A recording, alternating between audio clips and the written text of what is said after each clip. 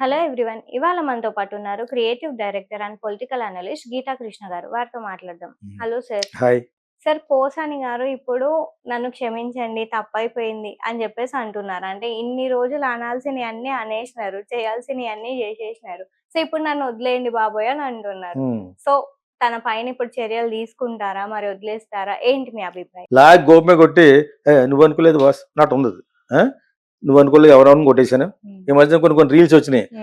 సరదాగా తెలిసి చేస్తారు. అవును. ఎందుకంటే వచ్చి అమ్మాయిలా పెట్టేసుకుంటాడు అనమాట. కళ్ళు పూసేస్తాడు.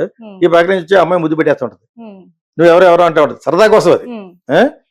లేదా రోడ్డు మీద ఊరుకుంటుందా అప్పుడు వాళ్ళు పట్టుకుంటాను వెనకాల నుంచి పట్టుకుంటూ ఉంటారు. వాళ్ళకి రెచ్చిపోతున్నారు ఆ రీల్స్ లో. ఇలా కళ్ళు పూసినప్పుడు ఇక్కడ ముట్టుకోవడం అక్కడ ముట్టుకొని చేస్తున్నారు. సో వీడిని అలాగే విరగొట్టేసి వేరే మామూలుగా తప్పు అయిపోయిందని అనసలేదు. నువ్వు మాట్లాడిన మాటలకి పవన్ కళ్యాణ్ని, చంద్రబాబు నాయుడు గారిని, చంద్రబాబు నాయుడు గారి ఫ్యామిలీని, లోకేష్ని అన్న మాటలకి నేనైతే క్షమించను. వాళ్ళు ఒకవేళ క్షమిస్తే నేను తెలుగుదేశంలో మారిపోతున్నాను ఆ ఎదవ మాటలు మాడితే వీడు కమ్మోడే వీళ్ళ కమ్మోడే కాబట్టి మారితే మారచ్చు. జస్ట్ డిఫరెంట్గా పడాలి. పడితేనే అర్థం ఉంటుంది. పెట్టుకెళ్ళి 3rd డిగ్రీ కూడా ప్రవేశించాలి అతని మీద.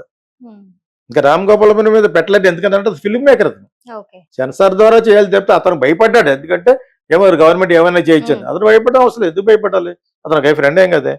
అతను ఇంకా సినిమాలు తిడతాను నేను. ముందు సినిమాలు బాగున్నాయి, తర్వాత సినిమాలు దరిద్రంగా ఉన్నాయని ఎందుకు చెప్పాను మొన్న మీ ఛానల్లో అక్కడ చెప్పాను. అతనికి వచ్చిన గొడవ ఏం లేదు. సినిమాలు తీశాడు. సినిమాలు బాగాలేవో మీరు ఆపేయాలి. సినిమాలో చెడ్డది ఎవరు ఆపాలి? Central board of censor board ఆపాలి. సో ఇక్కడ అలా కాదు. ఇది అన్ని బండబూతులు తిట్టాడు. రామ్ గోపాల్ వర్మ కూడా ట్వీట్ లో చాలా వ్యంగ్యంగా పెట్టాడు. అవి వ్యంగ్యంగా పెట్టి బూతులు పహాడు చెప్పినా బూతులు పెట్టాడు. నాకు అంతవరకు తెలిసి నాకు. సో ఇతను బండ బూతులు మహాయాడు. కూతురు ఏం చేశారా? నీ కూతురు అనుకో, నీ పెళ్ళని అనుకోరా. ఇప్పుడంటే నా ఫ్యామిలీ మీద కాన్సన్ట్రేట్ చేసి లాక్ కొట్టాలి మళ్ళీ నేనైతేనే చదువు కొడతాను పట్టిన. అది నాకు తెలిసి చిన్నప్పటి నుంచే చేతులు కట్టి నుంచి రోడ్డు పరచూరు గోపాలకృష్ణ, పరచూరు మెదరస్ దగ్గర. సో నేను ఎందుకన్నానంటే నువ్వు డబ్బులు ఇచ్చేస్తే బ్యాడ్ అయిపోయి నేను 100 కోట్లు సంపాదించలేదు అన్నాడు. అవుతున్నాడు సంపాదించు. మరి ఎందుకు బూతులు మాయాడు? నువ్వు 100 కోట్లు సంపాదించి ఎవడుకోవాలి, 200 కోట్లు సంపాదించి ఎవడుకోవాలి. సంఘంలో బతకాలి. అంతేగాని నువ్వు కాబోయే చీఫ్ మినిస్టర్ని, కాబోయే ఉప ముఖ్యమంత్రిని కాకపోయినా కూడా నీకు ఎవడిచ్చాడు అధికారం నువ్వు మాట్లాడడానికి? ఎర్రగొట్టి పడేలా కొడుకుని మళ్ళీని ఆడిని క్షమిస్తే మటుకు ఒకే ఒక దాని గురించి క్షమించాలి. చంద్రబాబు నాయుడు గారు వాళ్ళ వర్గం అంతా కమ్మాస్ కాబట్టి ఆడుకు అమ్మే దాని గురించి చేస్తే చేయొచ్చు. ఆడిని ఒక్కనే క్షమిస్తే మిగతా వాళ్ళందరినీ కూడా క్షమించినట్టు. అది ఎవరితో ఉంది కదా చెత్త, దాన్ని కూడా క్షమించేస్తారు. ఇంకా అదేప్పుడు అంటే ఇట్లా ఏదో విధంగా ఓటు రావాలి. రాజకీయవేత్తలు మొహం మీద ఉమ్మేసి తుట్టేసుకుంటే అయిపోయాడు. ఆ విధంగా ప్లస్ ఆమె వీడు కమ్మోడాడు. అర్థమైందా? దాని గురించి కూడా బ్యాడ్ అయిపోతారు వాళ్ళు.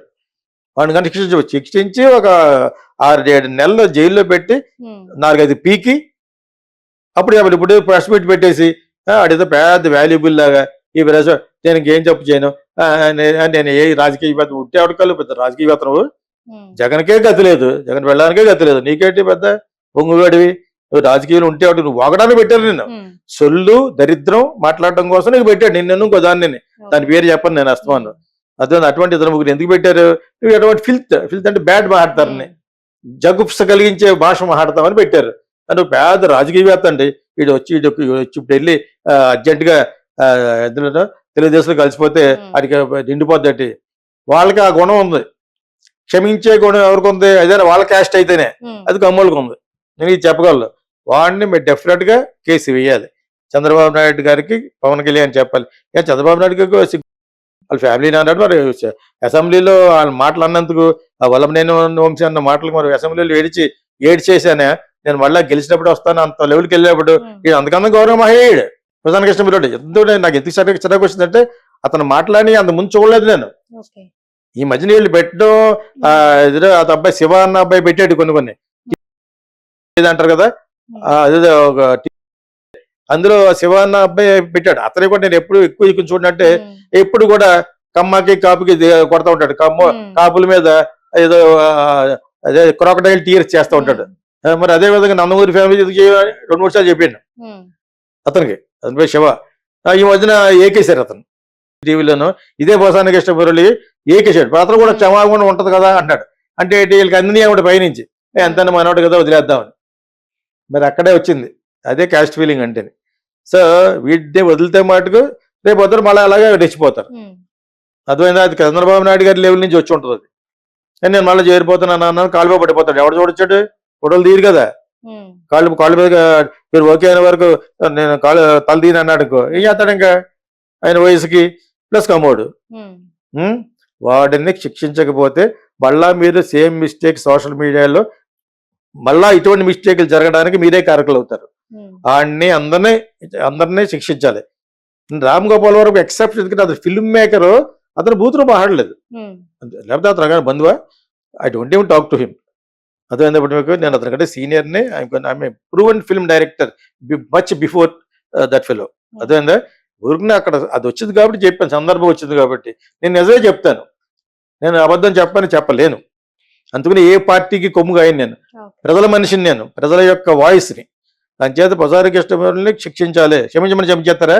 వాడు ఆల్రెడీ స్టార్ట్ చేశాడు శివ అన్నవాడు. క్షమాగుణం ఉండాలి కదా. నేను మొన్నటి వరకు తిట్టాడు. ఇది ఎలక్షన్ అయిన తర్వాత కూడా అతను పేరు పెట్టి తిట్టాడు.